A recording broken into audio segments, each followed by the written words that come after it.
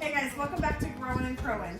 We've got an update for you today on the trailer slash camper that we've been working on. It's been a couple of weeks since we've had a video about it, but we've been working and doing a lot of things. We've got windows installed, some electrical stuff going on, and the front end is decorated and I think pretty much ready to go on our first trip. So we'll take you through what we've been working on today. Okay, so one of the things that we installed was this curtain across the center, and we did it for a couple of reasons, so that we could have a little bit of privacy, maybe an area to change, or if the kids are in the back and just want to hang out by themselves. But it also is going to kind of create a barrier and hopefully help out with the air conditioning situation and make it cooler a little bit up front if it's just the two of us. So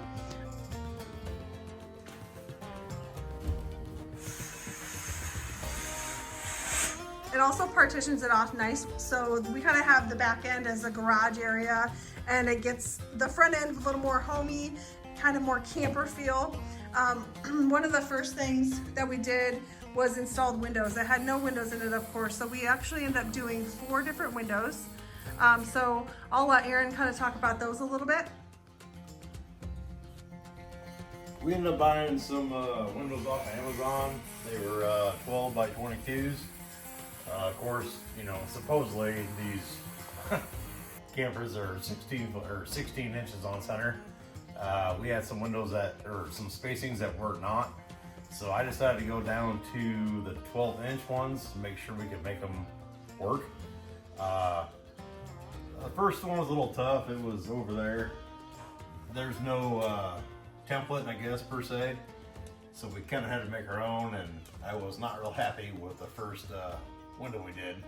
We got it to work, it panned out. Finally made a second template, and it worked after that. Once they were in, we just kind of had to square them up, make them look good from the outside, caulk everything off. It worked pretty good. Pretty small, but we've been enough campgrounds. I just kind of wanted stuff to be high so people couldn't see in. These are smoked out, but at night you can still see through. So just want to make sure I have a little more privacy, I guess. We also got everything finished up, made the Murphy bed.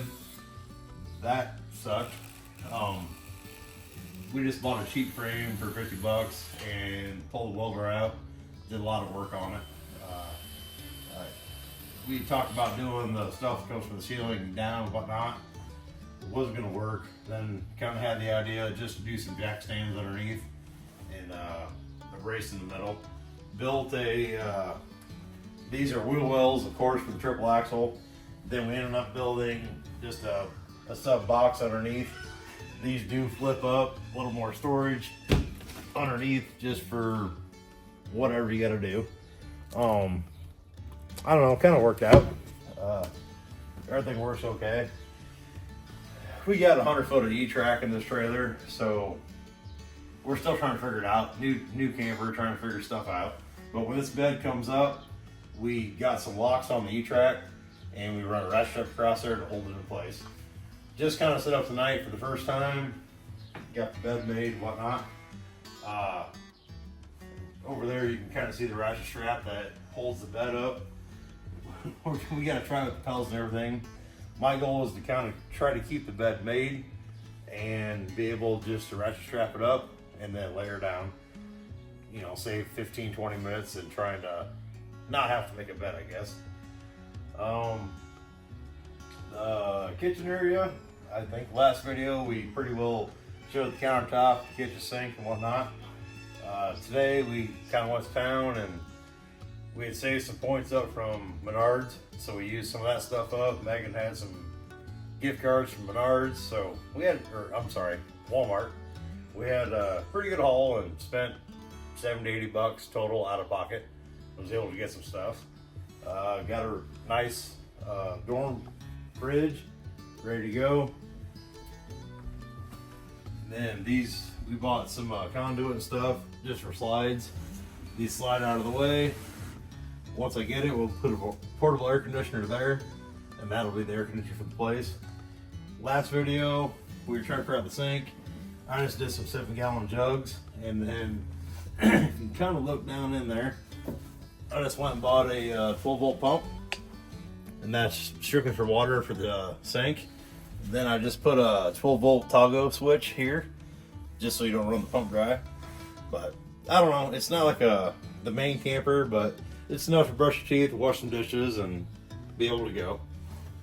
And then in travel, we'll just close everything up. Probably do some D-rings or something just to make sure everything doesn't open up.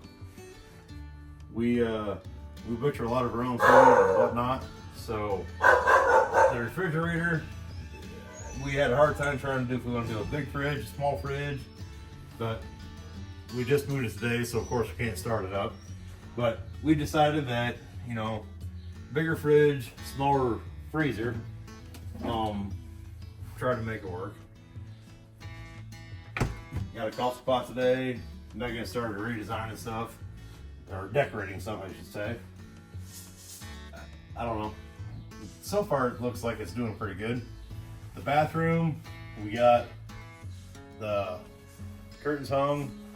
Got the curtains hung underneath there, and then as she showed you, we did the main curtain up top. Want to talk about the strip lighting? Oh yeah. And then I guess the other thing we did is I was kind of concerned about running just 12 volt going down the road or camping. So I did buy some rope light, just 110. So we bought a 100-foot stretch. We did the entire camper all the way around. Kind of came through, went through the cabinet, went underneath just to give us some more light. Just I was a little concerned about how to run just on a 12 volt. I wanted to make sure if we pulled up somewhere and we were able to tie to shore power, we weren't burning our batteries out. And then in here, of course, the bathroom you already seen. Kind of got everything situated. She did her decoration with boho. We're still trying to figure out what that is, but apparently this is boho. We got some storage over here that we can use for toiletries and whatnot. And then the toilet, I kind of showed you in the last video, but underneath, well, I guess before that, kind of zoom down there. So most campers, you have like the big converters from 110 to 12 volt. They're a lot of money. So this one, we just went and did a simple $30 breaker box at Menards, set it up. So I have all my 110 set here. And then underneath here, switch sides real quick. We have our 12 volt battery. But what I did was I just bought a cheap $30 battery maintainer, which you can see the red light on. That will charge the 12 volt system and the battery, which runs the jacks and the lights and our fan. So every time we're hooked to shore power, that little green box will maintain our battery. And then it's kind of hard to see, but down there, that yellow deal right there, that's set up for solar. So if we do go off-road or off-grid camping, we have a small solar panel that we use like on our dump trailer. We will hook that up and that will maintain the battery. So at least we have lights, jacks, and a ceiling fan. And we've run it for, I don't know, a couple months that way. Everything seems to be holding up okay. So back to electrical, I looked into the RV style. It was $400 or $500 to buy the complete setup for the converter. This trailer is mainly going to be for running side-by-sides and kayaks. We're just trying to go low budget on this one and see how we do. So bought the $30 panel, tied that in. I just ran MC cable, electrical out of that panel. So over here in the kitchen, you got a 4-way there, and then underneath here, I just put a 4-way down there, which will basically tie in the refrigerator and the portable air conditioner. Really didn't want a lot of MC running around, so we kind of snuck through. And where our bed's set up, we got a 4-box there, one on the other side. And back underneath the toilet where I showed you earlier in the battery and whatnot, I put a 2 in there just to be able to charge the battery. That's kind of how we worked it for now. Possibly at the end of the bed, there's another 4-way. At some point in time, we might bring some more MC cable up and maybe put like a TV on this wall here. That way, you know, kids or tired, want to go to bed. If we're still out by the campfire, we'll mount a TV on that wall, and then they can watch it on their side, or we can watch one from our side. I don't know. Just it's kind of a work in progress. Just we haven't taken it out yet, so we got about 3 weeks. We just set some appointments up in Wisconsin. We're going to go whirl, go out with some buddies we know, and give her a try. And then we're going to figure out what works, what doesn't work, and go from there. She had bought some paint for the floor. Here a couple months ago, we finally got to that point. Just life and work got in the way, so finally able to get back to what we were doing, and we painted the floor. It used to be epoxy with the sprinkles on there, sand everything down, and put basically a concrete paint on top of it, paint everything up. Like 15-minute quick dry, did 2 coats. So far it works pretty good. It does track some footprints in, but it is what it is. It'll be fine for now. The merch bed, like I said, I don't know how that's gonna flip up. We can try it real quick if you'd like. So we've had this merch bed up and down a couple times, or quite a few times, just in the plastic cover the mattress came in. This is kind of the first time we've done it with everything on there. I was kind of hoping to be able to do the comforters and the pillows and everything, kind of put them together somehow where we don't have to spend another 15-20 minutes remaking the bed every time we travel. Just a man thing, I guess, just quick and simple and be done with it. So I don't know, we'll see. We'll show you how it goes, and if we fail, you get to watch us. So my thought was just kind of tuck everything in and see if we can jack her up and run the ratchet strap around it and see how it goes. So here we go. Put the pillows down in here though. I think you probably put them under the sheets themselves. I don't know. It won't be too much when you put it up. We'll find out. Okay. You think they'll stay there? We're gonna find out. I don't know. We could probably take that blanket off, no? You just think it can all stay? I want to keep it simple. We'll see. Okay. So let's pick her up. Then we got a ratchet strap already hooked to this E-track. So I already had the ratchet straps on the E-tracks from earlier. We're just gonna try it out. I did put a third stand down on the bottom. Down there, I fought. Jack stands seem to be the best answer. If you haven't noticed, I'm kind of a big guy. I wanted some support. So we're gonna do some jack stands and a simple brace. But anyway, we got it all tied up. Run the ratchet strap across to the E-track.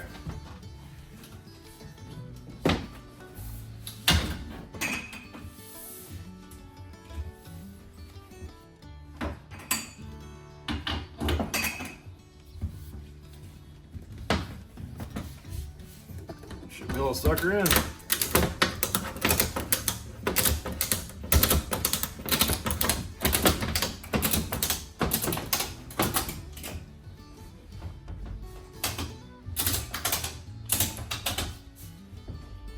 I think that'll work. So this is just a secondary brace in the middle. Try to figure out some other stuff, but I don't know. Just kind of hillbillied it up, and that should work. Just a hitch pin, some gas pipe, and off that. I did come over here. Should be able for transportation. Slide that up. Found another hole over here.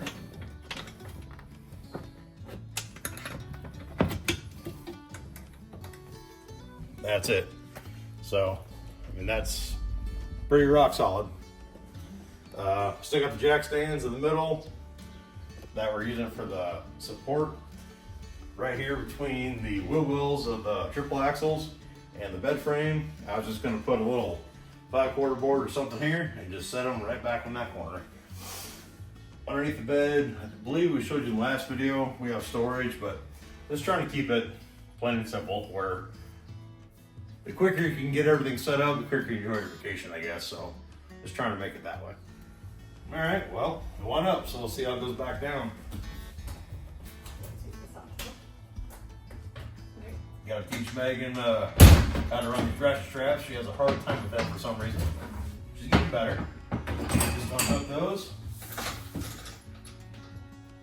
She's putting the center stabler back in. That ties back into the D-ring.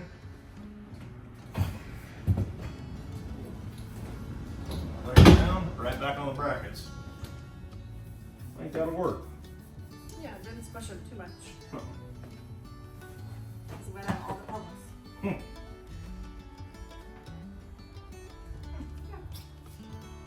Yeah. And so one thing that I did when I, was picking out decorations and stuff, I made sure that we had something that was really lightweight and that would stay against the wall pretty easily. So that way, when the bed is up, it's keeping that from, swinging and moving back and forth too. So that was one thing that I tried to do when I was picking out the boho decorations.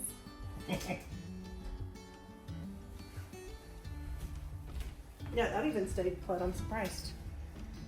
And like with all the curtains and whatnot, we were trying to figure stuff out. We had talked about doing tension bars, but going on the roof, flexing and whatnot, I didn't think they would hold up, so we just ran the 3/4 conduit and grabbed the gas pipe fittings at the end.